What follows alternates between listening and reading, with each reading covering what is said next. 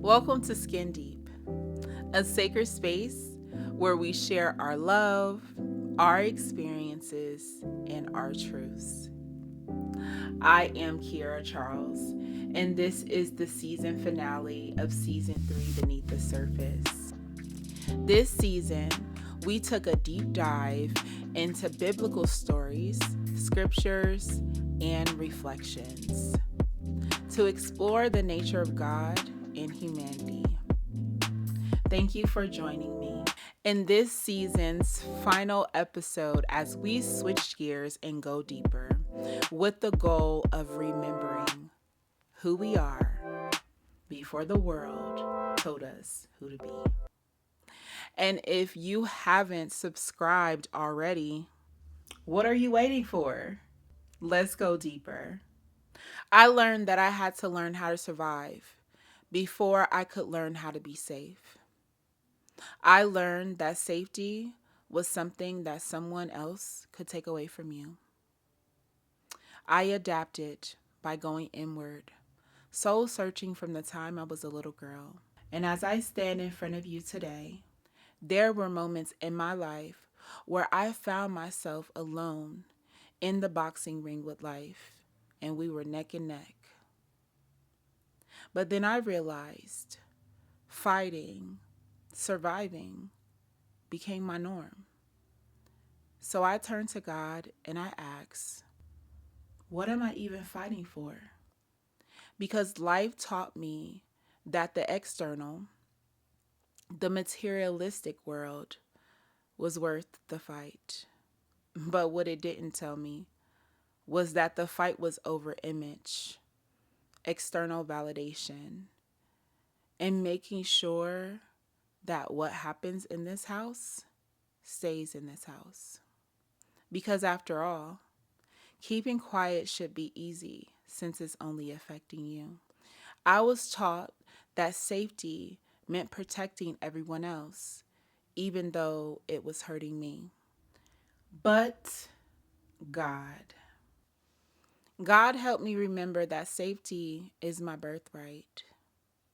Safety is my soul's choice, and reminded me that that is something that no one has the power over but me. So when I decided that I wasn't going to follow God, God said, I love you too much to let you stay there. So he sent me Chase, and everything started changing.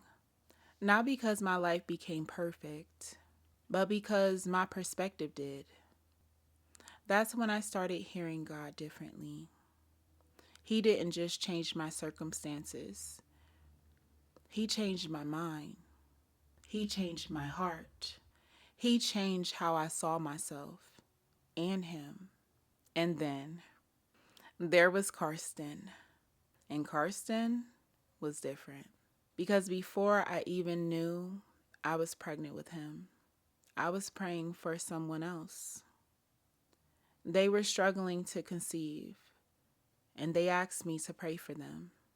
And I remember taking that seriously. Not just saying the words, but feeling it, believing it. And shortly after that, I found out I was pregnant with Karsten. And that moment shifted something in me because God wasn't restoring my relationship with him. He was showing me how to partner with him. That my words weren't just prayers, that they carried weight. That my faith could manifest in the material world. And I realized God was teaching me the power in my voice. And just when I thought I understood what it meant to be called, God stretched me again. Because after that came my daughter.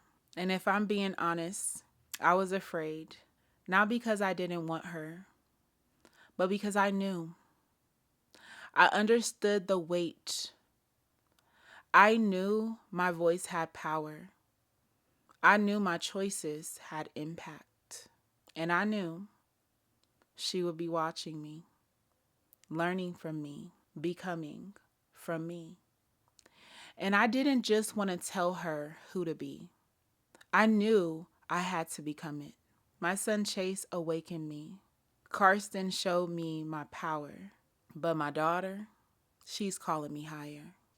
And I remember one day, we were at the park and I was watching her, not just playing, not just moving, but being completely present, completely free, untouched by everything I had learned how to carry.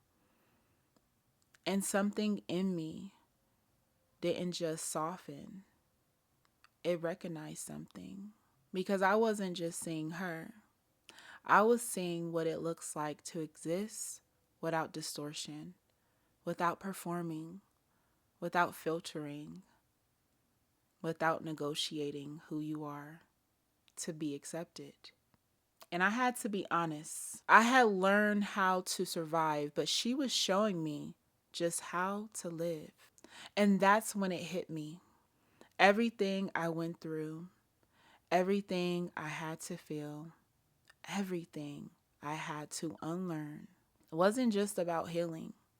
It was about clearing the noise, clearing the distortion, clearing everything that was blocking me from seeing what was always there. Because what I was looking at wasn't just my daughter, it was truth. But transformation doesn't just happen. You have to cross something to get there. And for me, that was the bridge. The bridge is a space between who you are and who God is calling you to be. Because alignment isn't a destination, it's a crossing. So if you have been in a space where everything feels like it's shifting, but nothing feels clear, you're not confused, you're being stretched. And I need you to really hear me, because this is the part where most people misread their own life. You think you're stuck, but what's really happening is that the version of you that learned how to survive is being asked to let go. And that doesn't feel good, because survival taught you how to stay in control, how to think your way through everything, and how to protect yourself before anything could hurt you again. So now, when God is asking you to move differently, to trust differently, to release control, your mind starts searching for clarity. But this isn't confusion. This is resistance. Resistance to becoming someone you've never been before. And just like me, you've been trying to understand your way through it, to make sense of it. You've been trying to feel ready first. But let me be real with you. You already know. You know what you've been called to release. You know what you've outgrown. You know what doesn't fit anymore. You just don't want to move without guarantees. And that right there is the bridge. That space where you can't go back to who you used to be, but you don't fully trust who you're becoming yet. And the truth is, there is no version of this where you feel 100% ready, because readiness doesn't come before obedience. It comes after it. So while you're waiting to be certain, you're actually delaying what's already been confirmed. And I'm not saying that to shame you. I'm saying that because I've lived it. Everything I just shared with you, my trauma, my healing, my children, the way I learned to hear God, the way I learned to see, none of that came from me waiting until I felt ready. It came from me moving while I was still trying to figure it out. So this isn't just my story. This is a mirror, because the same way my life was shaping me, your life is shaping you. The same way I had to unlearn what I thought was keeping me safe. You're being asked to do the same. The same way I had to trust God without having all the answers. You're standing in that exact season. So the question isn't, why is this happening? The question is, what am I being asked to become through this? Because everything you've been through, everything you're feeling, everything that's shifting, it's not random. It's refinement. It's alignment. It's preparation. And the only thing standing between you and the version of you that already exists on the other side of this is your willingness to move.